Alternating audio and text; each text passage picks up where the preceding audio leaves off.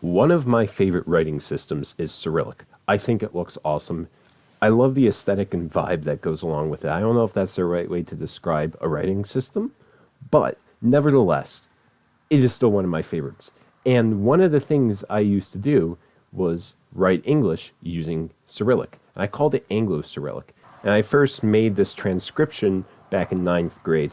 And since then, I've revised it a few times and changed some things around so it flows better and is more accurate to actual Cyrillic. The whole reason I can read Cyrillic fluidly today is because I made this transcription a few years ago and still use it when I'm bored. In this video, we're going to take a look at English phonemes and transcribe them to my Anglo-Cyrillic.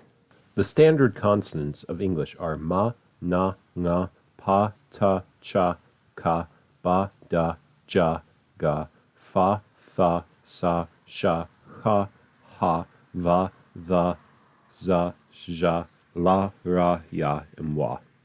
Let's start with the nasals. Ma and na have direct examples in Cyrillic, so we'll use that. And the voiced velar nasal, nga, well, that's normally written as ng in English, so I think it's best if we just use that for Anglo-Cyrillic.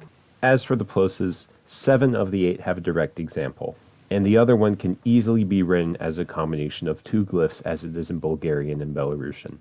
It gets a bit tricky with the fricatives, some of them being fa, sa, sha, ha, va, za, and ja are covered by common Cyrillic characters, but 3, being tha, the, and ha, are not. However, this is actually a lot simpler than it looks. So for ha, we can just use the character that we're using for ha, because ha is not used in many English dialects.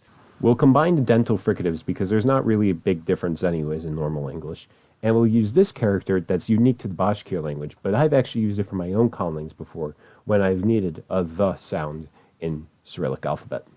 I think using a character like this makes more sense than th, well, our version of th, just because th isn't really a good way to describe the dental fricatives, given that h is back in the throat. Thus, I think having a character similar to our z sound is actually pretty decent. Now, for the approximants. Ra, la, and ya are all covered. Fortunately, Belarusian comes to the rescue once again with a character we can use for wa. And that's it for our consonants. Now on to vowels. Or actually me cheating, because as much as I love linguistics, I don't love linguistics enough to deal with English vowels. So I'm just going to cheat by taking English spelling for vowels and putting it directly into Cyrillic. Instead of complaining about this in the comments section, I would appreciate it if you send me a clay tablet in Sumerian. I will happily process that. So back to the vowels. A, E, I, O, U, those are all set. And Y, we need to split it up into a vowel Y and a consonant Y. Our consonant Y is already covered, and our vowel Y, well, this is going to be one of those instances where I think it's better to take the pronunciation route instead of the direct transcription route.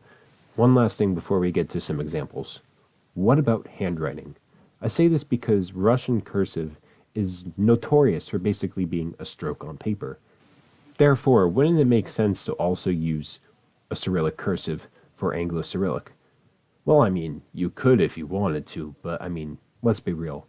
Does anyone actually still use cursive? So we'll just ignore that. Well, would you look at the time? It's sample time.